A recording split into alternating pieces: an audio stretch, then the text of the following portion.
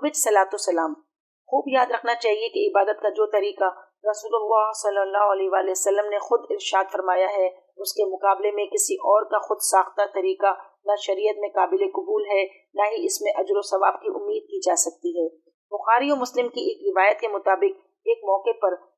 حضرات صحابہ اکرام رضی اللہ تعالی عنہم نے آپ صلی اللہ علیہ وآلہ وسلم سے درود شریف پڑھنے کا طریقہ سکھانے کی درخواست کی، تو آپ صلی اللہ علیہ وآلہ وسلم نے فرمایا، تم لوگ یہ کہو، اللہم صلی علی محمد وعلی آل محمد کما صلیت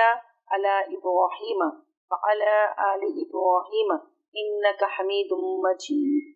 اللہم بارک علی محمد وعلی آل محمد کما بارکت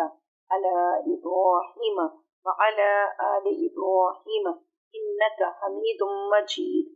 یہ تعلیم کا موقع ہے۔ ظاہر ہے جس طرح درود شریف کی تعلیم اس حدیث میں دی گئی ہے، اس میں اور مروجہ درود و سلام پڑھنے میں کوئی تعلق نہیں۔ سوچنے کی بات ہے کہ اگر صلاۃ و سلام کا یہی مروجہ طریقہ درست ہوتا تو یقیناً آپ صلی اللہ علیہ وآلہ وسلم اسی طریقے کی تعلیم فرماتے، جبکہ ایسا نہیں ہوا۔ معلوم ہوا کہ یہ خود ساختہ اور من گھڑت ہے، اور من گھڑت چیزوں کو دین سمجھنا اور ثواب کی امید رکھنا بدعت ہے۔ غرضیہ کے دور حاضر میں نماز جمعہ اور دوسرے اوقات میں بھی کھڑے ہو کر درود و سلام پڑھنے کا جو طریقہ رائج ہے، اس کا ثبوت نہ رسول اللہ صلی اللہ علیہ وآلہ وسلم سے ہے اور نہ ہی حضرات صحابہ کرام رضی اللہ عنہم اور تابعین اور تبع تابعین رحم اللہ تعالی سے ہے۔